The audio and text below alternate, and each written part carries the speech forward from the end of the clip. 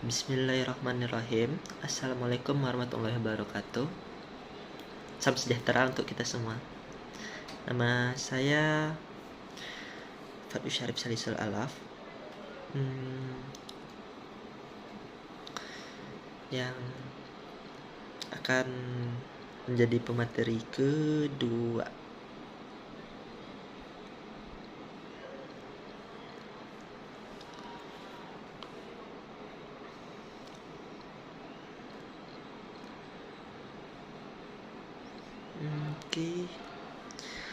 Penyakit arteri. Saya akan masuk ke pembahasan penyakit arteri. Penyakit arteri perifer (PAP) adalah semua penyakit yang terjadi pada pembuluh darah non-sindroma koroner akut setelah keluar dari jantung dan aorta iliaca, sehingga pembuluh dapat menjadi lokasi terjadinya PAP. Pembuluh pada keempat ekstremitas, arteri karotis, arteri renalis, arteri mesenterica, aorta abdominalis, dan semua pembuluh cabang yang keluar dari aorta iliaca. Namun demikian, secara klinis PAP merupakan gangguan pada arteri yang memperdarahi ekstremitas bawah. PAP dapat terjadi oleh karena adanya perubahan struktur ataupun fungsi dari pembuluh darah. PAP seringkali merupakan bagian dari proses penyakit sistemik yang berpengaruh terhadap kelainan arteri multiple. Adanya PAP pada satu arteri menjadi prediktor kuat keluhan adanya PAP pada arteri lainnya, termasuk pada pembuluh darah koroner, karotis, dan serebral.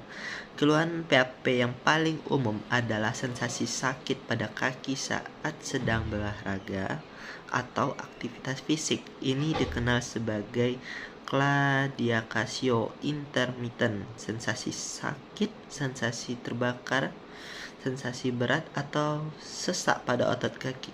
Kaki ini biasanya dimulai setelah berjalan pada jarak tertentu, berjalan menaiki bukit atau menaiki tangga, dan akan hilang setelah beristirahat selama beberapa menit. Satu pasien dengan claudication intermittent memiliki aliran darah yang normal pada saat istirahat. Oleh karena itu, tidak ada gejala nyeri atau sakit pada kaki saat istirahat. Dengan berolahraga, aliran darah pada arteri otot kaki dapat dibatasi oleh sumbatan aterosklerosis. Ini mengakibatkan terjadinya ketidaksesuaian antara suplai oksigen dan otot permintaan metabolik, sehingga memunculkan gejala claudication. Pasien dengan PAP yang parah dapat mengalami claudication setelah berjalan walaupun hanya dalam jarak yang pendek, atau mengalami sensasi sakit di kaki ketika istirahat atau ketika berbaring di tempat tidur di malam hari. Pada kasus yang parah, pasien juga dapat mengalami ulkus yang tidak dapat sembuh dengan sendirinya atau kulit yang menghitam, gangren namanya itu, pada kaki atau jari kaki. Untuk pencegahannya itu, pada Ankle Branchial Index adalah tes screening vaskular non-invasif untuk mengidentifikasi penyakit arteri perifer. ABI ini yaitu rasio yang berasal dari tekanan darah sistolik pergelangan kaki dorsalis pedis, dan tibialis posterior. Setiap kaki kanan dan kiri dibandingkan dengan lengan brachialis. Jika aliran darah normal di ekstremitas bawah, tekanan pada pergelangan kaki harus sama atau sedikit lebih tinggi dengan di lengan. Maka Abi akan menilai 1,0 atau lebih. Abi yang bernilai kurang dari 0,9 menunjukkan adanya PAP. Abi memiliki sensitivitas dan spesifik yang tinggi serta akurasi yang baik untuk menetapkan diagnosis PAP. Abi telah digunakan dalam banyak studi cross-seksional untuk mendeteksi adanya PAP. Alat ini merupakan alat yang paling hemat biaya untuk mendeteksi PAP. ACC atau AHA merekomendasikan bahwa pengukuran Abi sebaiknya dilakukan pada 1.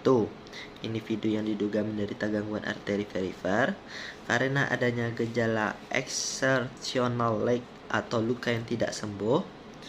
2. Usia lebih dari 65 tahun. 3. Usia lebih dari 50 tahun yang mempunyai riwayat DM, diabetes mellitus, atau merokok.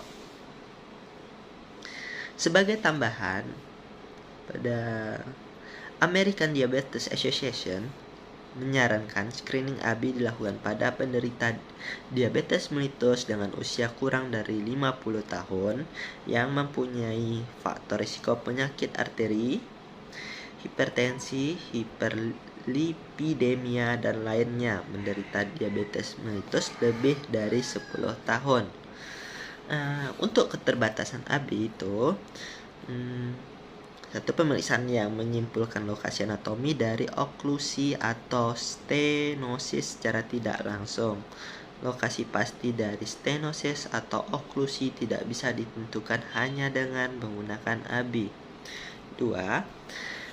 Abi dapat meningkat lebih 1,3 dari 1,3 karena adanya klasifikasi arteri pada pergelangan kaki pasien yang memiliki penyakit diabetes, gagal ginjal, dan rheumatoid arthritis. Dan pada keadaan ini, tes vaskular lainnya seperti TBI atau Barchial Index perlu dilakukan. 3. Studi yang melakukan evaluasi vaskular pada 1.762 subjek melaporkan bahwa Abi meningkat pada 8,4% individu dan prevalensi PAP pada individu ini adalah 62,2%. Keempat, beberapa individu dengan stenosis arteri dapat mengalami gejala claudication saat beraktivitas, namun memiliki tekanan pergelangan kaki yang normal saat istirahat. Pada kasus ini diperlukan evaluasi. Pembahasan selanjutnya saya akan menjelaskan mengenai penyakit jantung reumatik. Penyakit jantung reumatik atau dengan nama lainnya itu rheumatic heart disease merupakan penyakit jantung didapat yang sering ditemukan pada anak. Penyakit jantung reumatik merupakan kelainan katup jantung yang menetap akibat demam reumatik akut sebelumnya, terutama mengenai katup mitral 75%, aorta 25%, jarang mengenai katup trikuspid, dan tidak pernah menyerang katup pulmonal. Penyakit jantung reumatik dapat menimbulkan stenosis atau insufisiensi atau keduanya. Penyakit jantung reumatik merupakan manifestasi demam reumatik berkelanjutan yang melibatkan kelainan pada katup dan endokardium.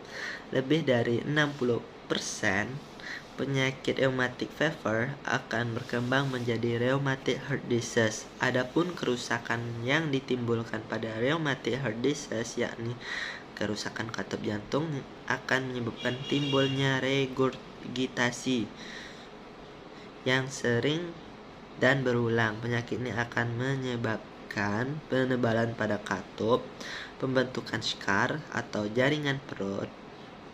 Oh, bukan jaringan parut yang kayak gitu. Klasifikasi dan dapat berkembang menjadi valvular stenosis. Sebanyak 70% remaja dan dewasa muda pernah mengalami sakit tenggorokan 1-5 minggu sebelum muncul rheumatic fever, dan sekitar 20% anak-anak menyatakan pernah mengalami sakit tenggorokan. Keluhan mungkin tidak spesifik seperti demam, tidak enak badan, sakit kepala, penurunan berat badan, epistaksis, kelelahan, malaise, diaforesis, dan pucat. Terkadang pasien juga mengeluhkan nyeri dada, ortopnea atau sakit perut dan muntah. Gejala spesifik yang kemudian muncul adalah nyeri sendi, nodul di bawah kulit, peningkatan iritabilitas, dan gangguan atensi. Perubahan kepribadian seperti gangguan neuropsikiatri autoimun terkait dengan infeksi Streptococcus di fungsi motorik dan riwayat rheumatic fever sebelumnya. Untuk pencegahan, penyakit jantung rheumatik dapat dicegah dengan menghindari berbagai faktor penyebab infeksi Streptococcus yang menjadi awal mula munculnya penyakit jantung rheumatik. Upaya yang dapat dilakukan antara lain: 1. Mencuci tangan setelah beraktivitas. 2. Terapkan diet sehat. 3. Istirahat yang cukup. 4. Hindari berbagi pakai barang pribadi. Sekian dari pemaparan saya. Terima kasih.